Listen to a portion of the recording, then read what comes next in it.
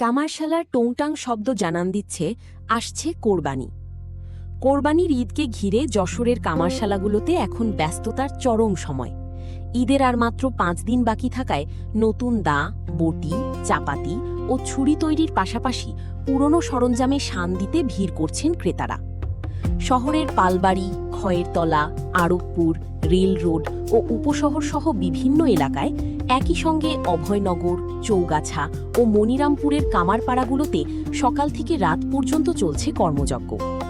কামারশালার ভেতরে প্রবেশ করলেই কানে আসে লোহা পিটানোর টুংটাং শব্দ।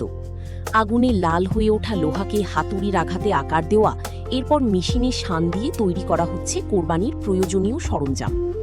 কারিগররা বলছেন, সারা বছরে তেমন কাজ না থাকলেও কোরবানির ঈদই তাদের প্রধান মৌসুম। এই সময়ের আয়ের উপরই নির্ভর করে বছরের বড় একটি অংশের সংসার খরচ। কোরবানিকে সামনে রেখে এখন ব্যস্ত সময় পার করতেছি। আগের তুলনায় কাজ এখন খুব কম, আমরা খুব এখন দুরবস্থায় আছি। সেই তুলনায় আমাদের এখন কাজ কাম করিনি, খুব সমস্যার মধ্যেই আছি। আমি গরু ঈদে কোরবানি দেওয়ার জন্য চাপট, ছুরি আর একটি বটি নিয়ে আসছি এখানে ছুরি দাঁড় করানোর জন্য।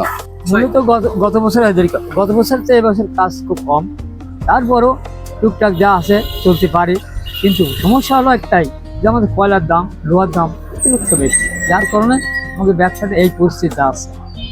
কেউ নতুন দা বটি বানাতে আসছেন, আবার কেউ গত বছরের ব্যবহৃত সরঞ্জামগুলো ধারালো করে নিচ্ছেন। ফলে নতুন পণ্য তৈরির পাশাপাশি পুরনো যন্ত্রপাতি মেরামত ও শান দেওয়ার কাজও বেড়েছে কয়েক গুণ। চৌগাছার কর্মকাররা জানান, প্রতিদিন 40 থেকে 50টিরও বেশি অর্ডার পাচ্ছেন তারা। তবে কাজ বাড়লেও কাঁচামালের দাম বৃদ্ধির কারণে প্রত্যাশিত লাভ হচ্ছে না। কারিগরদের ভাষ্য, কয়লা, লোহা, বিদ্যুৎ ও শ্রমিকের খরচ আগের তুলনায় অনেক বেড়েছে। যে কয়লা একসময় 12 থেকে 1400 টাকায় পাওয়া যেত, এখন কিনতে হচ্ছে 18 থেকে 2200 টাকায়। একইভাবে বেড়েছে স্প্রিং লোহার দাম। তাদের দাবি, উৎপাদন ব্যয় বাড়লেও বাজারের প্রতিযোগিতার কারণে পণ্যের দাম খুব বেশি বাড়ানো সম্ভব হচ্ছে না। ফলে কঠোর পরিশ্রমের পরও লাভের পরিমাণ সীমিত থাকছে। ধন্যবাদ। একটা গুরুত্বপূর্ণ বিষয় আপনারা উপস্থাপন করেছেন। আমাদের যে প্রাচীন ঐতিহ্য কামড় শিল্প, সেটি তো আমরা দেখছি যে আমরা যখন ছোটবেলায় দেখেছি যে এই শিল্পটাকে আমরা খুব কাছ থেকে দেখেছি, বিশেষ করে ঈদ কোরবানিতে তাদের ভূমিকা থাকে এবং অন্য ক্ষেত্রে আমাদের অনেক দেশীয় যন্ত্রপাতি তারা তৈরি করে। কিন্তু রিসেন্টলি দেখা যাচ্ছে যে এই শিল্পটা অনেকটা বিলুপ্তির পথে, আপনারা সঠিক বলেছেন। তো এটার জন্য একটা কারণ হচ্ছে যে আধুনিক যন্ত্রপাতি এবং যে আধুনিক প্রযুক্তি। তো সেই আধুনিক প্রযুক্তির সাথে আমাদের কামড় শিল্পটাকে অ্যালাইন করে কীভাবে এটাকে রিট্রিভ করা যায়, রিভাইভ করা যায়, আমরা সেই চেষ্টা রাখবো। একই সাথে আমাদের যশোর জেলা প্রশাসন থেকে যে কোনো সহায়তা তাদের জন্য আমরা দেবো। তারা যদি কোনো আবেদন করে আমাদের কাছে এবং কতজন কামার শিল্প কাজ করে এখানে, তাদের সংখ্যাটা আমরা জানার চেষ্টা করব, জেনে আমরা তাদের পুনর্বাসন সহ এটাকে আবার পুনরায় যাতে শুরু করতে পারে সেই উদ্যোগ আমরা গ্রহণ করবো ইনশাল্লাহ।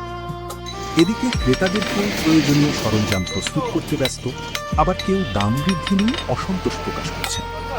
ক্রেতারা বলছেন, কোরবানির সময় মাংস কাটা ও প্রক্রিয়াজাত করার জন্য ধারালো দা, বটি ও ছুরি অত্যন্ত গুরুত্বপূর্ণ। তাই ঈদের আগেই সব প্রস্তুতি সম্পন্ন করে নিচ্ছেন তারা। বর্তমানে যশোরের বিভিন্ন বাজারে মাঝারি আকারের দা বিক্রি হচ্ছে 500 থেকে 800 টাকায়। বড় চাপাতির দাম 800 থেকে 1000 টাকার বেশি। এছাড়া বটি, ছুরি, কুড়াল ও মাংস কাটার বিশেষ সরঞ্জামের দামও বেড়েছে। অন্যদিকে পুরনো সরঞ্জামে শান দিতে গুনতে হচ্ছে 50 থেকে কয়েকশো টাকা পর্যন্ত। জেলা প্রশাসনের কর্মকর্তারা বলছেন, কামার শিল্প একটি ঐতিহ্যবাহী পেশা হলেও কাঁচামালের মূল্য বৃদ্ধি, আধুনিক যন্ত্রপাতির অভাব এবং বাজার প্রতিযোগিতার কারণে এই শিল্প নানা চ্যালেঞ্জের মুখে রয়েছে। কারিগরদের আশঙ্কা, পর্যাপ্ত সরকারি সহায়তা না হলে ভবিষ্যতে এই ঐতিহ্যবাহী পেশাকে দিয়ে রাখা কঠিন হয়ে পড়বে, কারণ নতুন প্রজন্মের অনেকেই ইতিমধ্যেই অন্য পেশায় ঝুঁকছে। তবু কোরবানির ঈদকে ঘিরে যশোরের কামারশালাগুলোতে এখন চলছে ব্যস্ততার ছোঁয়া। আগুন জেলার